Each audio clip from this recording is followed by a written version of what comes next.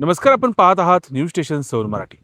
गेल्या महिनाभरापासून कोळी परिसरात नागरिकांच्या मध्ये भीतीचं वातावरण निर्माण करणाऱ्या बिबट्याला अखेर जेरबंद करण्यात वन विभागाला यश आलं आहे। वन विभागानं बिबट्याला जेरबंद केल्यामुळे नागरिकांनी समाधान व्यक्त केलं आहे। कराड तालुक्यातील कोळे गावात गेल्या 1 महिन्यापासून बिबट्याचा मुक्त संचार सुरू होता।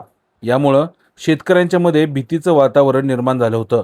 दरम्यान या बिबट्याने श्रीरंग पाटील आणि आदी कराळे या 2 शेतकऱ्यांवर हल्ला करून त्यांना किरकोळ जखमी देखील केलं होतं। या घटनेची गंभीर दखल घेत वन विभागाने कराळेमळा, पांढरीचे शेत परिसरात ट्रॅप तसेच कॅमेरा आणि पिंजरा लावला होता। अखेर आज सकाळी बिबट्या या पिंजऱ्यात जेरबंद झाला। बिबट्याला पकडण्यात वन विभागाला यश आल्याने कोळी परिसरातील शेतकरी आणि ग्रामस्थांनी समाधान व्यक्त केलं असून भीतीचं वातावरण दूर झालं आहे। या कारवाईमध्ये उपवनसंरक्षक अमोल सातपुते, सहाय्यक वनसंरक्षक जयश्री जाधव, वन परिक्षेत्र अधिकारी ललिता पाटील यांच्या मार्गदर्शनाखाली राजाराम गुरव यांच्या शेतात हा बिबट्या सापडला।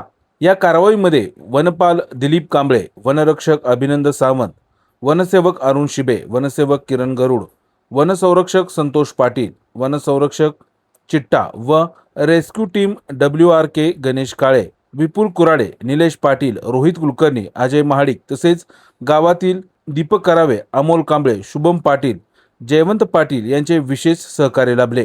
दरम्यान बिबट्याला जेरबंद केल्याने नागरिकांनी सुटकेचा निश्वास टाकला आहे। नमस्कार, मी अभिनंदन मानदास सावंत, वनरक्षक कोळे, कराड वन परिक्षेत्रांतर्गत कोळे विभागात काम करत असता तर कोळे गावातील काही ग्रामस्थांच्यावर बिबट वन्य प्राण्याने हल्ला करून त्यांना किरकोळ जखमी केले।